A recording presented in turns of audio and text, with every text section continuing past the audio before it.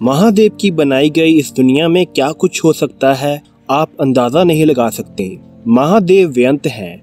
हम और आप महादेव की महिमा को समझ नहीं सकते। ऐसी ही महाकाल की चमत्कारी महिमा आज की इस वीडियो में देखकर आप भी हैरान हो जाएंगे कि कुछ ऐसा भी दुनिया में हो सकता है। क्या हुआ जब समुद्र में डूबा एक व्यक्ति जिंदा होकर अपनी मौत का बदला लेने के लिए मुंबई पहुंचा और उसके आते ही मुंबई के समुद्र में तूफान आ गया और सारा मुंबई दहल उठा। यह घटना उस समय की है जब लोग समुद्र के रास्ते विदेश का सफर किया करते थे। मिलन और मंथन एक गरीब परिवार से निकलकर मुंबई से विदेश के लिए गए। वह दोनों जिगरी दोस्त थे। वहां पहुंचकर मेहनत से दोनों ने काफी कमाई की। मंथन अपने परिवार में अकेला कमाने वाला था और उसकी 4 बहनें भी थी। इसी के साथ साथ मंथन महादेव का भी भक्त था। दूसरी तरफ मिलन भी अपने परिवार का अकेला लड़का था। दोनों ने खूब कमाई की और 10 साल अपने परिवार से दूर रहे। जब परिवार ने बार बार पत्र लिखे कि अब बहुत समय बीत चुका है, अब तुम दोनों वापस आ जाओ, शादी करो, घर बना लो। अब तक मिलन और मंथन दोनों के पास 50,000 रुपए हो चुके थे। उस समय के 50,000 अब के समय में करोड़ों की कीमत के होंगे। इसलिए दोनों ने सोचा कि बहुत समय से परिवार से दूर हैं, परिवार के पास जाने का अब समय आ चुका है। मंथन ने तो अपनी बहनों की शादी भी करवानी थी, दोनों ने अपने जीवन की कमाई साथ लेकर मुंबई जाकर अपना नया जीवन शुरू करने की सोची। दोनों ने समुद्री जहाज का सफर शुरू किया, लेकिन लालच व्यक्ति का सारा जीवन बदल देता है, इससे बचा नहीं जा सकता। जहाज के सफर के दौरान मिलन के मन में एक लालची विचार आया कि मेरे पास 50,000 हैं और मंथन के पास भी। अगर मंथन के 50,000 भी मुझे मिल जाए तो सारी उम्र कमाने की जरूरत नहीं पड़ेगी। इस समुद्र में अगर मंथन गायब भी हो गया तो किसी को क्या पता चलेगा। ऊपर से सिर्फ मिलन को ही पता था कि मंथन का पैसा कहाँ है। चालाकी से मिलन ने मंथन को रात के समय बुलाया और उसे समुद्र में धक्का दे दिया और किसी को भी इस बारे में पता नहीं चला। अब मिलन के पास 1 लाख रुपए हो चुके थे।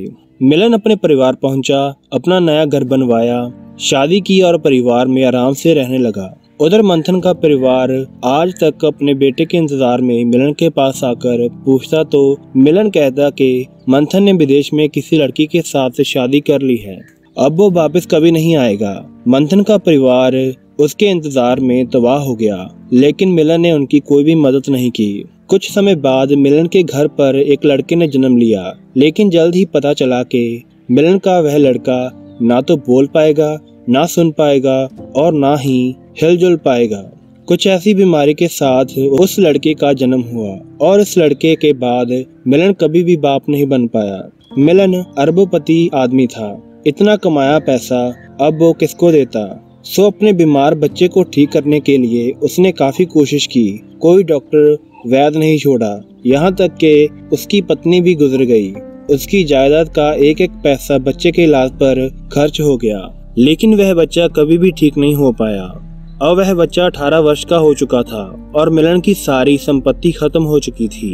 एक दिन अपने लड़के के पास बैठकर मिलन कुछ सोच रहा था तो अचानक एक साधु उनके घर आया। साधु से अपने बच्चे के ठीक होने की कामना कर मिलन ने अपने जेब से पैसे निकालकर साधु को देने चाहे। उस समय मिलन की जेब में 1 रुपए का नोट था। उसने वो रुपए का नोट साधु को दिया और साधु वहां से चला गया। जब साधु घर से निकला तो मिलन को हंसने की आवाज आई। जब उसने पीछे देखा तो मिलन का वह बच्चा जो कि 18 सालों से हिला तक नहीं था, वह उठकर बैठा था और हंस भी रहा था। मिलन बहुत खुश हुआ कि साधु ने मेरे बेटे को ठीक कर दिया। लड़का बोला कि मुझे पहचाना, मैं कौन हूँ। मिलन ने कहा कि तुम मेरे बेटे हो। हंसते हंसते वह बच्चा बोला कि मैं तुम्हारा बेटा नहीं, मंथन हूँ, जिसे तुमने समुद्र में फेंक दिया था और मेरे पैसे लालच की वजह से ले लिए थे।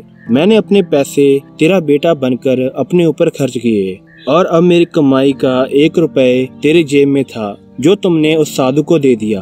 अब मेरा हिसाब पूरा हो चुका है और मैं अब महादेव की शरण में जा रहा हूँ। इतना कहकर वह बच्चा मर गया और मिलन अपना सिर पकड़कर बैठ गया। आखिर मिलन महादेव से अपनी भूल बख्शाने के लिए किसी अनजान जगह भक्ति के लिए निकल गया। कहा जाता है कि बहुत बार मिलन को साधु के रूप में केदारनाथ देखा गया।